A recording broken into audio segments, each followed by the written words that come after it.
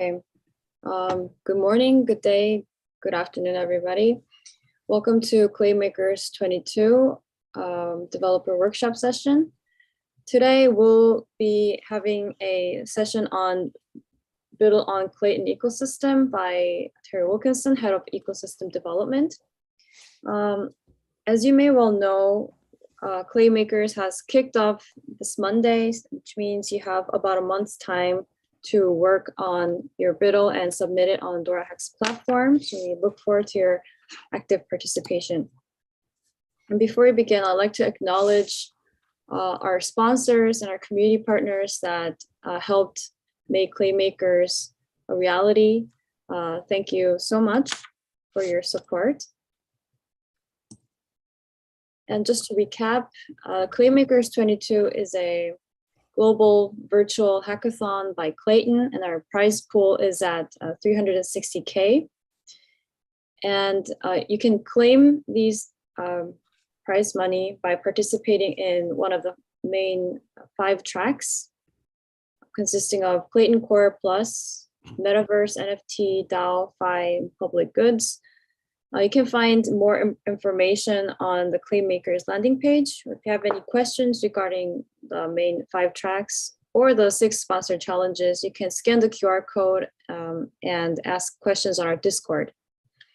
And we'll be having developer workshops until September 12th. And the previous workshops are also available on YouTube and on Binance Live. So if you're interested, you can take a look there.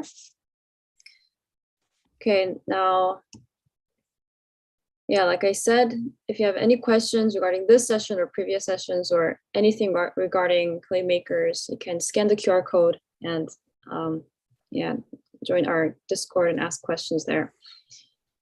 So without further ado, I'll pass over to Terri to talk about building on Klaytn ecosystem.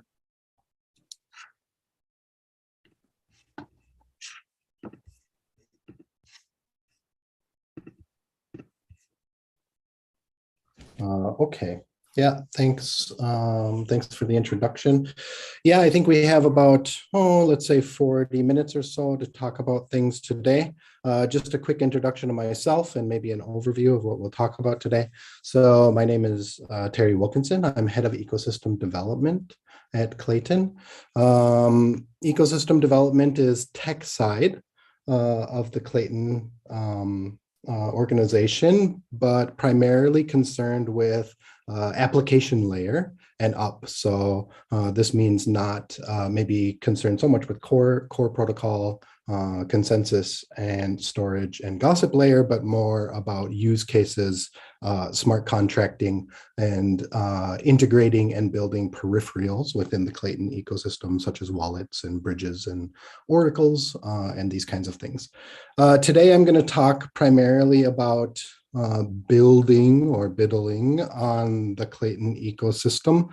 This means that I will do just a very quick overview of what Klaytn looks like as a protocol, maybe point out some key differences that you may or may not want to take advantage of compared to something like Ethereum, all of the various tools and integrations that we currently have or will have coming into the ecosystem. And then just at the end, I have some very useful, maybe boring for some, but useful for builders, links to documentation, various ERC and KIP standards for smart contracting and building, and useful links for finding tooling or documentation and tutorials on how to do things within the Klaytn ecosystem. Yeah. Okay, so let's get started. Yeah, so Klaytn is an EVM-based code base. Originally, it came from Geth or Go Ethereum as a fork, but since then, internally, it has been, I would say, largely modified and streamlined, particularly on the storage layer, particularly on execution layer and gossip layer. But its roots, let's say, come from the Ethereum vein. It's a service-centric hybrid architecture. This means that it operates much like a POA network or a permissioned validator network in terms of the validators producing blocks and creating blocks on the network. And the admission or removal from this validator set is kind of gate kept by the other validators on the network, 2/3 by 2/3 of vote mechanism on chain for allowing people to join or kind of get kicked out of this validator set. We do have a mainnet and L2 service chain solution. So our L2 solution, you'll notice at the last point at the bottom here, is essentially a side chain solution, which means that these are basically blockchains that can run independent validator sets, but they are configured and tuned versions of the mainnet architecture. So the architecture, the way you interface is exactly the same as the mainnet, but it does require maintaining a separate validator set. And then we achieve some interoperability through the protocol and also on the smart contract layer between mainnet and these side chains. We have 1 second block generation and instant finality. So this means that a block is consented upon and generated every 1 second.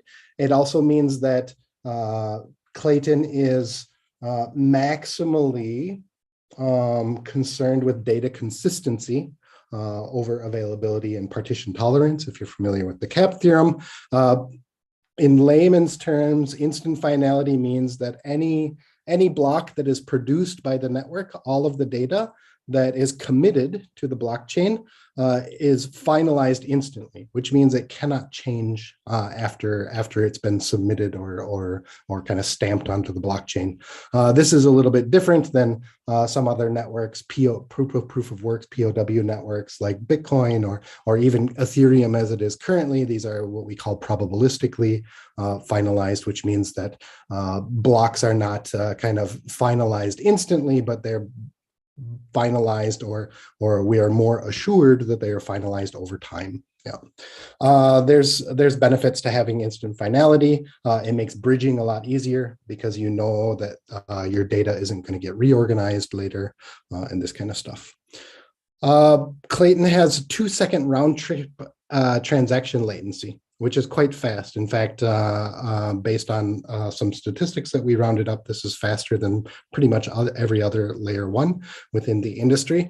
Round trip transaction latency means from the time that I submit a transaction to the network and then it gets processed, a block producer puts it into a block and creates a block and gets consented upon. And by the time that gets propagated back to the network and reaches me, as a finalized or completed transaction, this whole process takes only 2 seconds on Klaytn, which makes it very interesting or let's say very useful for use cases that require kind of low latency, things like games or things like metaverse use cases, stuff like this, possibly arbitrage for DeFi, these kinds of things. Yeah, Klaytn has 4,000 transactions per second. This is, I would like to qualify, this is real world statistic. So this isn't, we did a bunch of tests in a vacuum somewhere, but has been tested in the real world to be able to achieve 4,000 transactions per second. I might put a little asterisk here next to 4,000 transactions per second. This is the simplest transaction that you can run on Klaytn. So this is just a send of Klay. Yeah, so a native token send is 4,000 transactions per second. Measuring, let's say, smart contract execution transactions is a little bit more difficult because different smart contract executions can have more or less operations included, and so higher or smaller overhead to process those transactions. But let's say on average, we achieve maybe between 2,500 to 2,800 transactions per second for, let's say, heavier smart contract execution, which is interesting and quite fast. I think very competitive in a real world scenario. So not in a vacuum and just testing, but actual real world statistics. As I mentioned, we're a hybrid architecture, so we have a governance council. Basically, governance council is just what we call our validator set. So this is the kind of validation group of companies and individuals that are running within the Klaytn ecosystem that are generating blocks and validating those blocks as a service. We have a lot of kind of reputable node operators that are participating in this. Binance is one, Netmarble, LG Electronics, MakerDAO. We have a couple of others that have recently come online, FTX and a few others, and looking to bring more into the validator set. Currently, I believe we're running at 34 validators, but we're going to up that to near 50 near the end of the year. And then next year, we're targeting somewhere around 100 and looking to expand the concept of validation running into DAOs as well to kind of decentralize on top of the current infrastructure and the way that it works. So essentially a DAO could become a governance council member and run a validator on the Klaytn network. Yeah. And as I mentioned, service chains are just kind of tuned and configured Klaytn side chains. So same architecture as Klaytn, but a separate validator set and separate network that has kind of close, let's say, close connection to the Klaytn mainnet and can interoperate easily. Yeah. Okay, so what is unique, let's say, about Klaytn architecture? By unique, I mean things that, let's say, are different than vanilla Ethereum. Well, the merge is coming, but Klaytn already is running on a proof of stake consensus mechanism, particularly Istanbul Byzantine fault tolerance system. This is a well-proven system. This contributes largely to our ability to complete block production within a 1 second timeline. So it's extremely efficient and allows us to allows the blockchain to chug along very quickly in terms of block production. We have a 3-node model. So if you think about something like Ethereum or some other networks, basically no matter what job you are doing within the Ethereum ecosystem, whether it's a validator or whether you're just like an RPC JSON endpoint provider, or you're just a listener node, no matter what job you're doing, you run the same node architecture. However, this is different in Klaytn. So we have a 3-node model architecture, which means that if you are a validator on the network, then you run different node architecture. I mean, they're very similar, but they are slightly different than someone who would say just be an RPC endpoint provider or a listener node. And so if you are a block validator, then you run core nodes and proxy nodes. Core nodes are where the actual consensus mechanism and logic occurs and block production occurs. Proxy nodes are basically sentry nodes that kind of protect the core node from resource exhaustion. So protect the core node from the wider Wild West internet to ensure that the core node can do its job and produce blocks in a timely manner. Endpoint nodes basically are the gossipers of the network. So when you interact with the Klaytn network, essentially you're very likely to be interacting with an endpoint node. They expose JSON RPC endpoints for people to interface with. This is where you would submit transactions to. This is where you would fetch data from. Yep. We have an extended account model. So if you're familiar with the account model of Ethereum, basically on Ethereum, there's one key pair per on-chain account, right? So I have a private key, I have a public key. From my public key, I derive my address, and my address is my on-chain account, right? This is how it works in Ethereum and most other blockchains. On Klaytn, we actually have an extended account model where we have mapping where you can attach multiple key pairs to a single on-chain account. So rather than just having one key pair to control your account, you can have multiple key pairs to control your account. This is interesting because it allows us to do things like on-chain multi-sig. right? So in the protocol on chain, you can implement or we have functionality to execute M of N style multisig operations. Interestingly enough, it also allows you to do role-based account management on chain. So if you didn't want to do multisig, you could give your multiple key pairs different permissions to control different functions for that account. So for example, you could say, oh, I want this key pair to be able to control all of the other key pairs for the account, updating them, removing them, adding them, or I want this key pair to only be able to execute smart contract transactions, right? Or I want this key pair to only be able to deploy smart contracts. Yeah. So there's kind of role-based access ability on Klaytn, which is unique from Ethereum and some other networks. We have a multi-format transaction model. I don't know if we would call this unique. I guess after EIP 1559 on Ethereum, they also have a multi-format transaction model. They have their legacy, and then they have type 1 and type 2 after ERC 1559. However, Klaytn takes this a little more deeply. Excuse me, takes this a little more deeply, whereby we have very segregated or very specific transaction models. So I might add that also for the account model and the transaction model, we support Ethereum native formats. So for example, for the account model, if you want to just have a single key pair, just like you do in Ethereum, we support that. For the multi-format transaction model, we support all of the native Ethereum transaction formats. So all three that I mentioned here, the legacy, type 1 and type 2. But we also support, let's say, Klaytn specific kinds of transaction models. So for example, if you just want to send native token, if you just wanted to send Clay, we have a transaction specifically for that. If you just want to deploy a smart contract, we have a transaction specifically for that.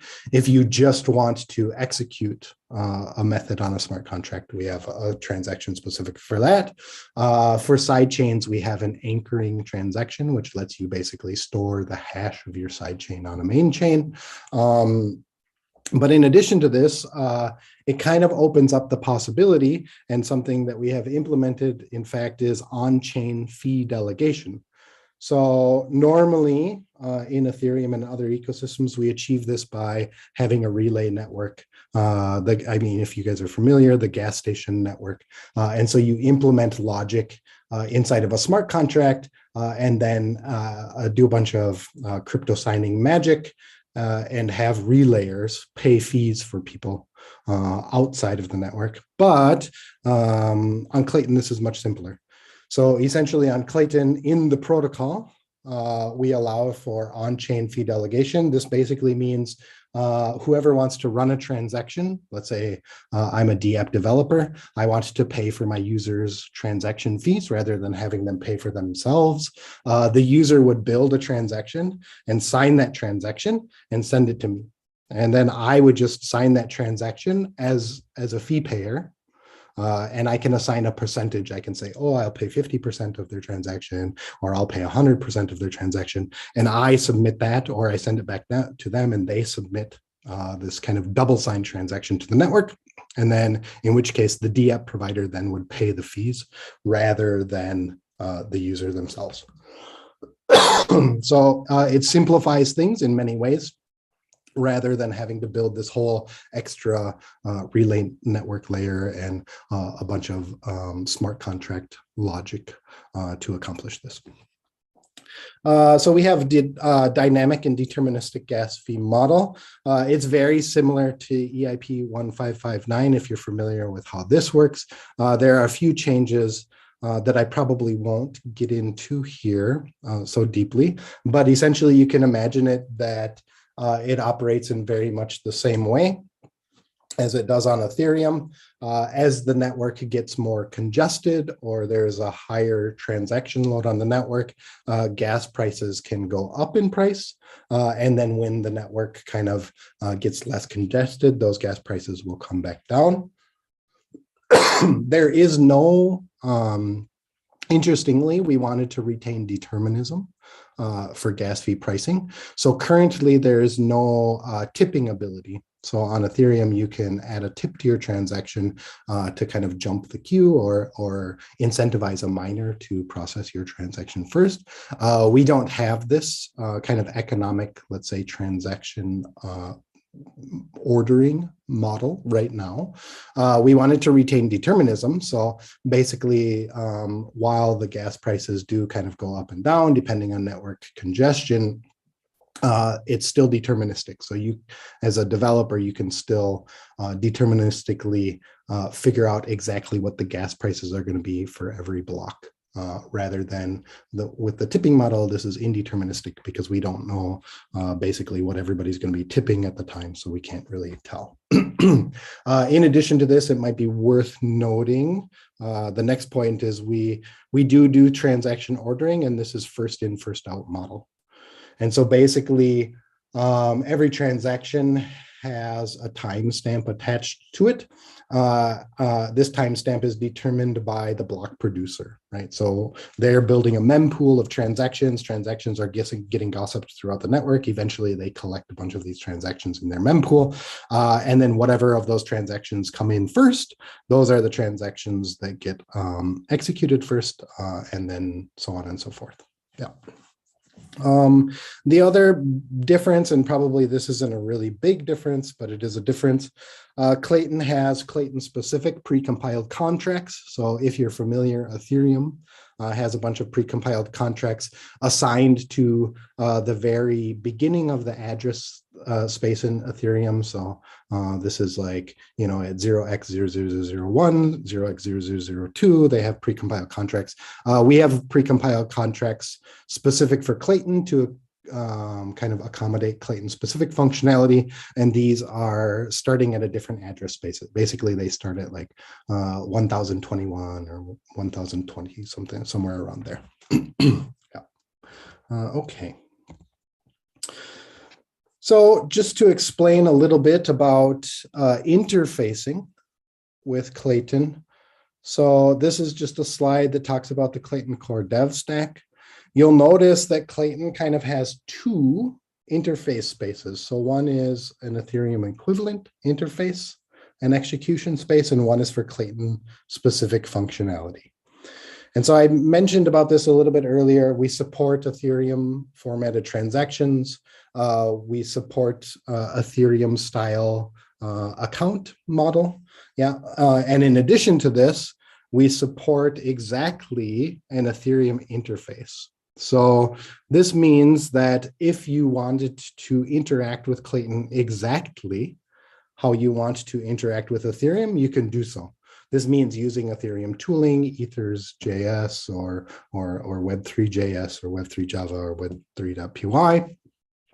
You can interact with Ethereum exactly how you want to. You build transactions in the same way, you sign them in the same way, you submit them to the network in the same way, using the Ethereum namespace JSON RPC. Your requests look the same, your responses look the same, and the EVM execution environment works exactly the same. So you can expect to interact with Klaytn this way exactly how you would interact with the Ethereum network. However, we do have these additional functionalities that I mentioned before. So modified account model, modified transaction model, and things like on-chain fee delegation, things like anchoring if you're running a service chain. And so things like updating accounts for role-based access or multi-sig, on-chain multi-sig. So all of these kinds of functionalities. So if you wanted to take advantage of these functionalities, then you would use the Klay namespace. And so the Klay namespace, in fact, looks very similar to the Ethereum namespace in terms of requests and response and how you interact with it. But there are some slight changes, right? Because there's this additional functionality. It also has what we call EVM Plus. Basically, it's the same exact EVM execution environment. So EVM, the EVM stack and the EVM virtual machine operates and behaves exactly the same way as it does on Ethereum, except for in EVM Plus, we also have the Klaytn specific precompiled smart contracts. And then underneath, let's say, so not for interfacing, but underneath we also have governance. We have unique rewards, so unique token economics underneath. And then obviously our consensus model currently is already proof of stake IBFT. Yeah. And then at the bottom, we have storage and network layer, which has I would say not changed drastically, but I would say there's lots of streamlining and modification, especially in the storage and network layer to achieve our 1 second block times. So things have gotten a lot faster because of this. Okay. So what are some things that you could expect to be able to use within the Klaytn ecosystem? So being on the ecosystem development team, I always tell people that our primary goal is to create successful developer journeys into the Klaytn ecosystem.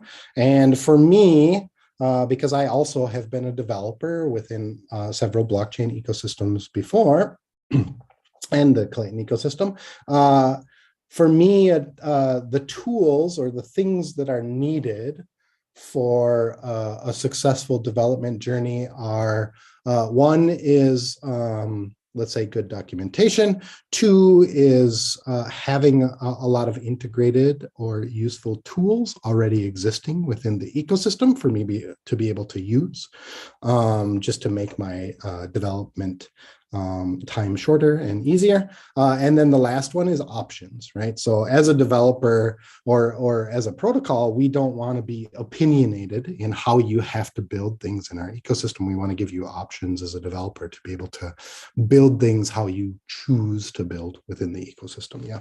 So, and so with this goal in mind, with the goal of trying to create successful developer journeys, we've gone through a lot of hard work this year to try to bring in as many integrated services and toolings as we can into the ecosystem. So here you can see a slide.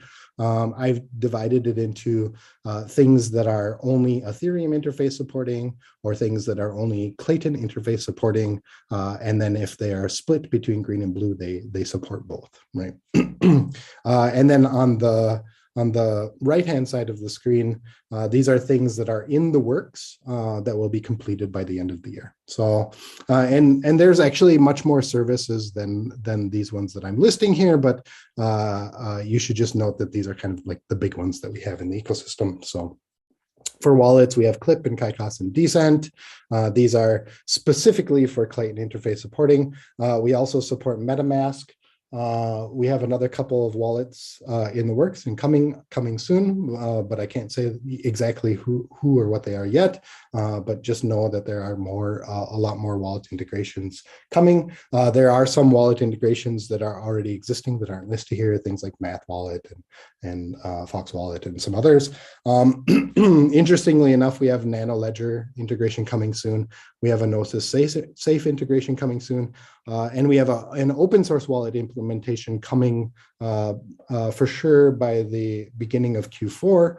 And this one is intended for everyone to use on the mainnet, but also for developers who want to deploy and use layer 2 solutions. We're going to provide the full kind of open source end-to-end code for them to be able to have a wallet to use within their layer 2 ecosystem as well. In terms of tooling, open source tooling, we have a developer sandbox. We have a smart contract library that's based on the Open Zeppelin smart contract library with some, let's say, Klaytn specific additions to this.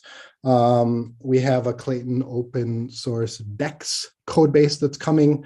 This is not just the smart contracting level, but everything for the DEX is open sourced. So the indexer, the subgraphs, the front end, any backend API glue, and then the smart contracts themselves are all open sourced.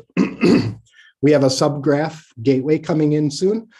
So this is basically an indexer solution, very similar to the graph, that we will run within our ecosystems so that people can build solutions and use subgraphs to kind of fetch data and efficiently build the app applications.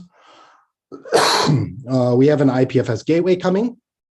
The IPFS gateway is basically a way for our ecosystem to kind of easily manage their metadata for NFT solutions and game solutions.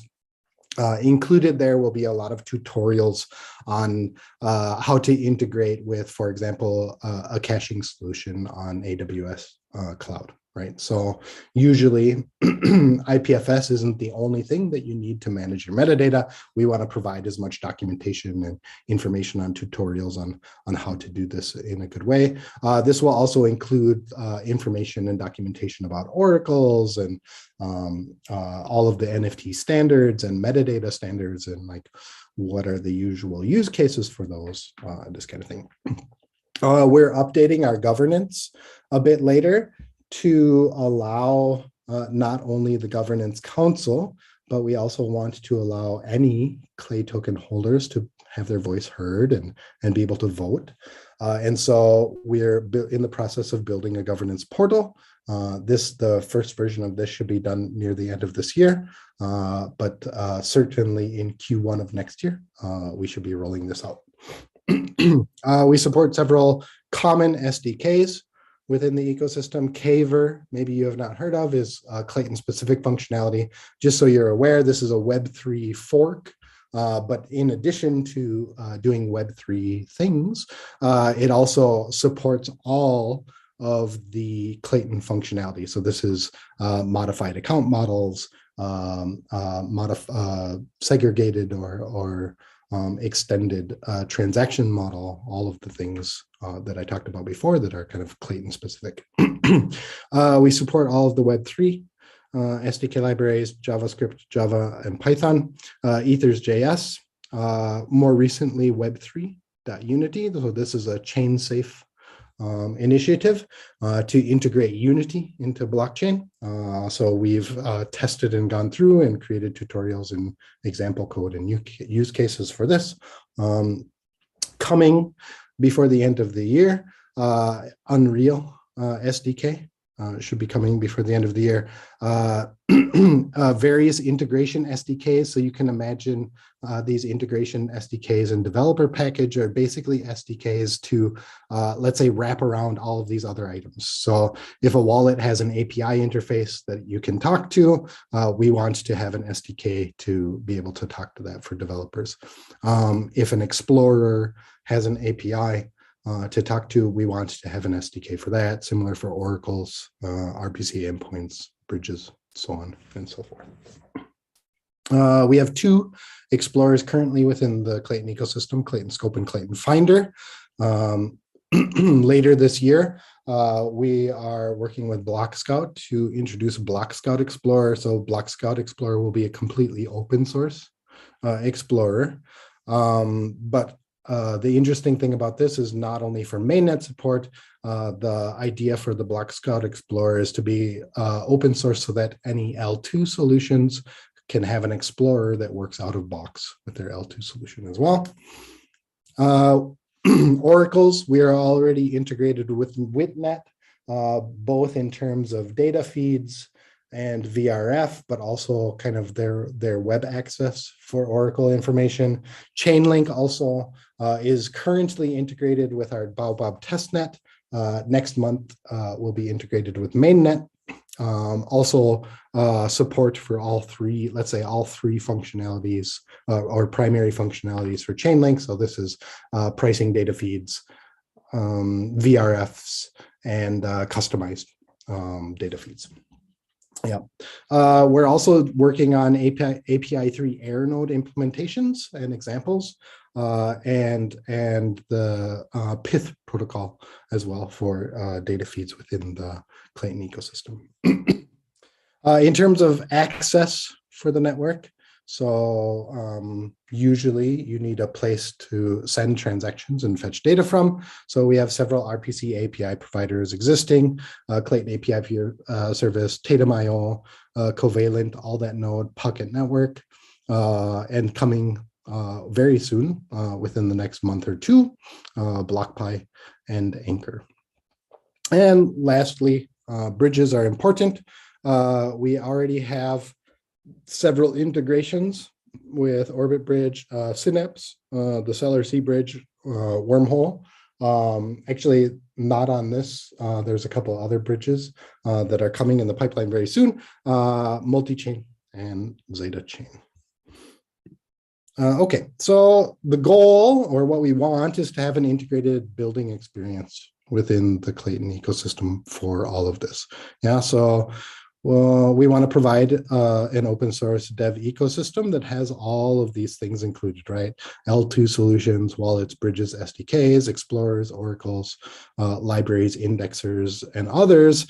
But we also want to have like a CLI, command line implementation, and SDK package integrations to all of these things kind of in one place for people to be able to access and interface with them easily, rather than trying to have to go hunt and figure out how to interact with them separately. We have a high performing mainnet, immediate finality, so instant finality, 1 second block times, interoperability with all of the aforementioned wallets and bridges and explorers, and then community and funding support. So we have two grant fund programs, the KGF and the KIR. But in addition to these, we're bringing forth in Q4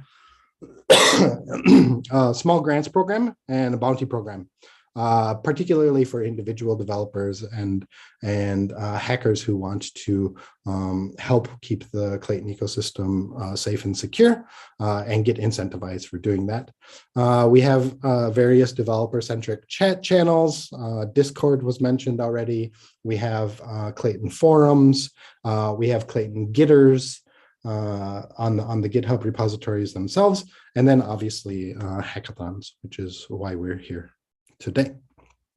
So here's a whole bunch of links. I'm not going to really explain these or talk about these, but I wanted to, since our goal is to talk particularly about the hackathon and try to give you guys an idea of like what you can build or what things you may want to build within the Klaytn ecosystem and how to accomplish that, I thought the best thing would be to just provide as much documentation links for all of the things that I talked about here. So these are reference links for Klaytn architecture. These are reference links for the various development frameworks, Truffle, Hardhat, and Remix, development resources. So we have a developer hub or developer portal that you can go check out. We have an awesome Klaytn repository that basically says where everything is. We have a sandbox, a way to deploy Klaytn locally, a blog, a tech blog with a lot of interesting articles. Information about wallets, Kaikos, and MetaMask are the two primaries right now that usually people are using to integrate with. All of the SDK information, where you can find the explorers, where you can find the smart contract repository to get hacking on smart contracts, all of the various RPC API providers and links to their services so that you can connect to the Klaytn network easily. NFTs, I'll just mention for NFTs, we support the ERC 721 and ERC 1155 standard from the Ethereum ecosystem. We also have our own standards, KAP 17 and 37. These standards are, let's say, equivalent to 721 and 1155. Some reference material for metadata management, how to interact with IPFS. You can use Infuro or maybe NFT.storage, how to connect to IPFS with Caver, what do metadata standards look like, and how should you use them? Some links for that. And the last one is just for fungible tokens. We support all of the ERC standards. And in addition to this, we also have the Klaytn KIP7 standard, which is very similar. In fact, almost exactly the same, let's say, as the ERC20 standard from the Ethereum ecosystem. I was going to reserve some time for questions and answers, but I think we're about out of time. So maybe I'll just hang around in the chat, and if people have questions later, I can answer those in the chat rather than answering those questions here. Yeah, I think that's all from my side. So I'll pass the screen sharing back to Terri K. Yeah. Okay.